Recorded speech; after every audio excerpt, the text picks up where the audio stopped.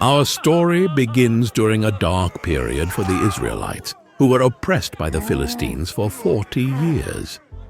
In the town of Zorah, there lived a man named Manoah from the tribe of Dan. Manoah's wife was barren and had no children. One day, the angel of the Lord appeared to her and said, "You are barren and childless, but you are going to become pregnant and give birth to a son. Now see to it that you drink no wine or other fermented drink, and that you do not eat anything unclean. You will become pregnant and have a son whose head is never to be touched by a razor, because the boy is to be a Nazirite, dedicated to God from the womb. He will take the lead in delivering Israel from the hands of the Philistines." Excited and amazed, the woman ran to tell her husband about the angel's message. Manoah prayed to the Lord, asking him to send the angel again to teach them how to bring up the boy. God heard Manoah's prayer, and the angel returned. Manoah asked the angel, "When your words are fulfilled, what is to be the rule that governs the boy's life and work?" The angel reiterated the instructions. Manoah's wife must do all that he had commanded her. Soon after, Manoah's wife gave birth to a son, and they named him Samson. As Samson grew, the Lord blessed him, and the Spirit of the Lord began to stir him while he was in Mahaneh-dan, between Zorah and Eshtaol. As a young man, Samson went down to Timnah, where he saw a Philistine woman. He returned home and told his parents, "I have seen a Philistine woman in Timnah. Now get her for me as my wife." His parents were dismayed that he wanted to marry a Philistine, asking, "Isn't there an acceptable woman among your relatives or among all our people? Must you go to the uncircumcised Philistines to get a wife?" But Samson insisted, "Get her for me. She's the right one for me." His parents did not know that this was from the Lord, who was seeking an occasion to confront the Philistines. On his way to Timnah, Samson encountered a young lion. The forest was dense and the path narrow when suddenly a roar pierced the air. A young lion, fierce and wild, charged at Samson. The Spirit of the Lord came powerfully upon him, and with a surge of divine strength, Samson tore the lion apart with his bare hands, as one might tear a young goat. The carcass of the lion lay in pieces, a testament to Samson's incredible strength. But he told neither his father nor his mother what he had done.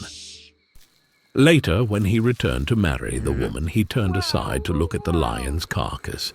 In it he saw a swarm of bees and some honey. He scooped out the honey with his hands and ate it as he went along. When he rejoined his parents, he gave them some, and they too ate it. But he did not tell them that he had taken the honey from the lion's carcass. At the wedding feast in Timnah, Samson proposed a riddle to his 30 Philistine companions. "Let me tell you a riddle," Samson said to them. "If you can give me the answer within the 7 days of the feast, I will give you 30 linen garments and 30 sets of clothes. If you can't tell me the answer, you must give me 30 linen garments and 30 sets of clothes." "Tell us your riddle," they said. "Let's hear it." He replied, "Out of the eater, something to eat.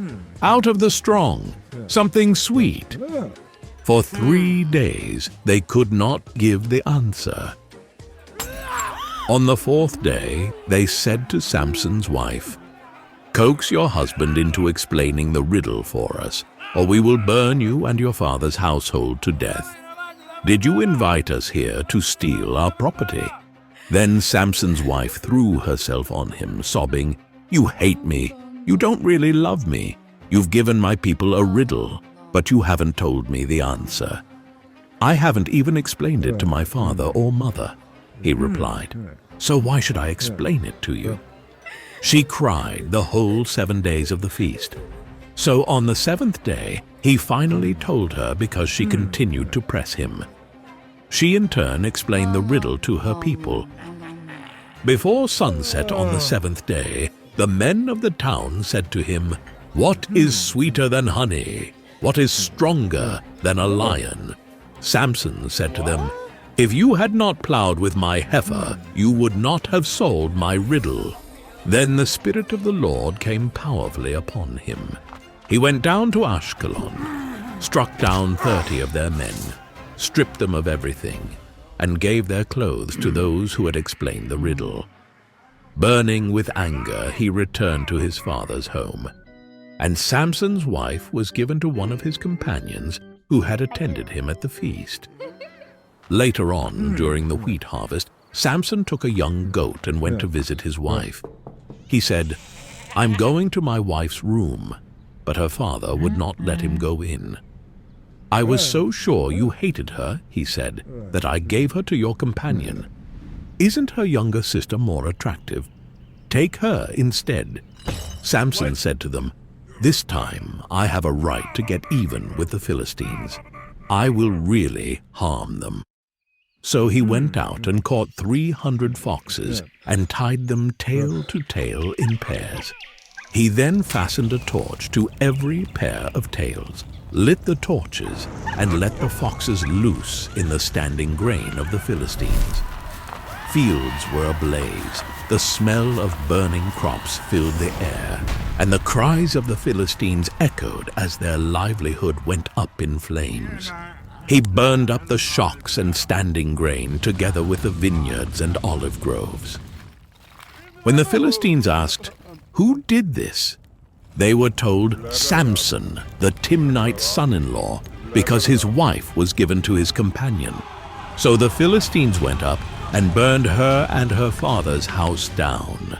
Samson said to them, "Since you've acted like this, I swear that I won't stop until I get my revenge on you." He attacked them viciously and slaughtered many of them. Then he went down and stayed in a cave in the rock of Etam. The Philistines went up and camped in Judah, spreading out near Lehi. The people of Judah asked, "Why have you come to fight us?" "We have come to take Samson prisoner," they answered, "to do to him as he did to us." Then 3,000 men from Judah went down to the cave in the rock of Etam and said to Samson, "Don't you realize that the Philistines are rulers over us? What have you done to us?" He answered, "I merely did to them what they did to me." They said to him, "We've come to tie you up and hand you over to the Philistines." Samson said, "Swear to me that you won't kill me yourselves." "Agreed," they answered. "We will only tie you up and hand you over to them. We will not kill you." So they bound him with 2 new ropes and led him up from the rock. As he approached Lehi, the Philistines came toward him shouting. The Spirit of the Lord came powerfully upon him. The ropes on his arms became like charred flax, and the bindings dropped from his hands. Finding a fresh jawbone of a donkey, he grabbed it and struck down 1,000 men. The ground was littered with the fallen, Samson standing tall, bloodied but victorious, the jawbone clutched in his hand. Then Samson said, "With a donkey's jawbone I have made donkeys of them. With a donkey's jawbone I have killed 1,000 men." When he finished speaking, he threw away the jawbone, and the place was called Ramath Lehi. Because he was very thirsty, he cried out to the Lord, "You have given your servant this great victory. Must I now die of thirst and fall into the hands of the uncircumcised?" Then God opened up the hollow place in Lehi, and water came out of it. When Samson drank, his strength returned, and he revived. So the spring was called En-Hakkore, and it is still there in Lehi. One day, Samson went to Gaza, where he saw a beautiful woman. He went in to spend the night with her. The people of Gaza were told, "Samson is here." So they surrounded the place and lay in wait for him all night at the city gate. They made no move during the night, saying, At dawn we'll kill him." But Samson lay there only until the middle of the night. Then he got up and took hold of the doors of the city gate, together with the 2 posts, and tore them loose, bar and all. He lifted them to his shoulders and carried them to the top of the hill that faces Hebron. The sheer power required to uproot and carry city gates was a display of Samson's incredible strength and defiance. Some time later, he fell in love with a woman in the valley of Sorek, whose name was Delilah. The rulers of the Philistines went to her and said, "See if you can lure him into showing you the secret of his great strength, and how we can overpower him so we may tie him up and subdue him. Each one of us will give you 1,100 shekels of silver." So Delilah said to Samson, "Tell me the secret of your great strength and how you can be tied up and subdued." Samson answered her, "If anyone ties me with 7 fresh bowstrings that have not been dried, I'll become as weak as any other man." Then the rulers of the Philistines brought her 7 fresh bowstrings that had not been dried, and she tied him with them. With men hidden in the room, she called to him, "Samson, the Philistines are upon you." But he snapped the bowstrings as easily as a piece of string snaps when it comes close to a flame. Then Delilah said to Samson, "You have made a fool of me. You lied to me. Come now, tell me how you can be tied." He replied, "If you weave the 7 braids of my head into the fabric on the loom and tighten it with the pin, I'll become as weak as any other man." So while he was sleeping, Delilah took the 7 braids of his head, wove them into the fabric, and tightened it with the pin. Again she called to him, "Samson, the Philistines are upon you." He awoke from his sleep and pulled up the pin and the loom with the fabric. Then she said to him, "How can you say, 'I love you,' when you won't confide in me? This is the 3rd time you have made a fool of me, and haven't told me the secret of your great strength." With such nagging she prodded him day after day until he was sick to death of it. So he told her everything. "No razor has ever been used on my hair," he said, "because I have been a Nazirite dedicated to God from my mother's womb. If my head were shaved, my strength would leave me, and I would become as weak as any other man."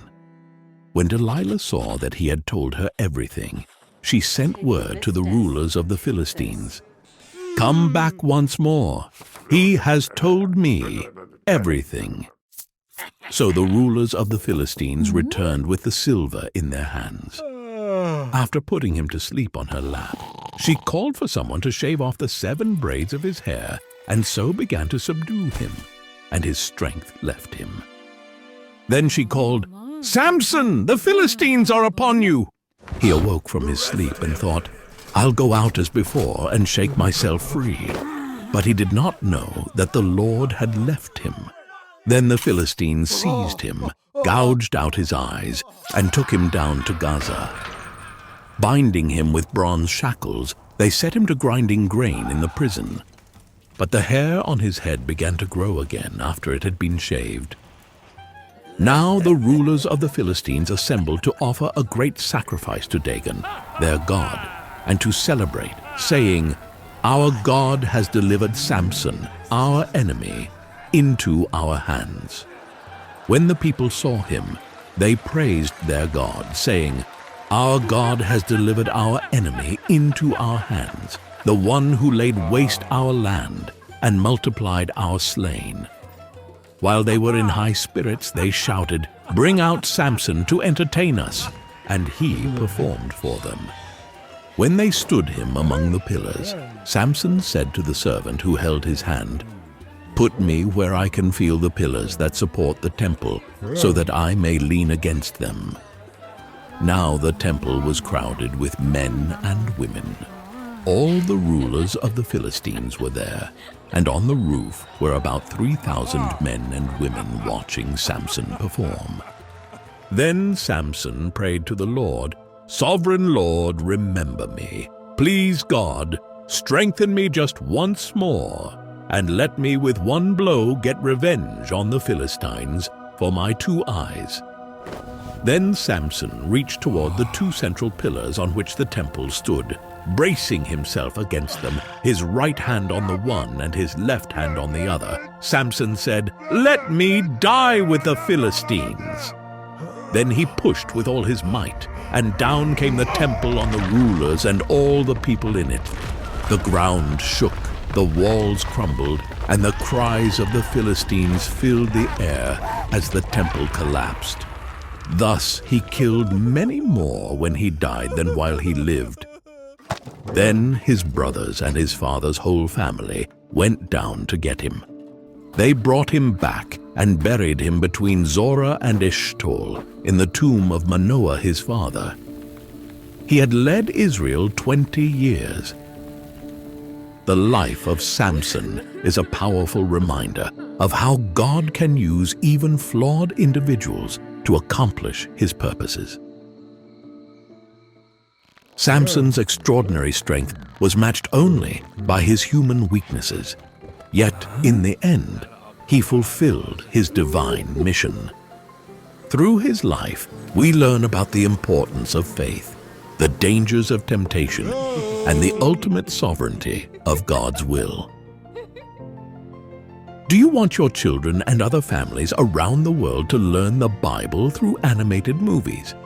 Then here's your chance to help make that happen. Our vision is to create full-length Bible movies that tell all the stories leading to Jesus, something mainstream media like Disney would never do. All of our content is free and available on YouTube, but ad revenue alone is not enough to support our mission. By joining our community on Patreon, we can together create these incredible films and spread the Bible stories to the next generation. In return, we offer you exclusive perks for your entire family. Thank you for being a part of this amazing mission. If you enjoyed this video, please subscribe to our channel and press the bell for notifications of our newest videos. Make sure to like the video, comment your thoughts, and share it with your friends and family. Thank you for watching.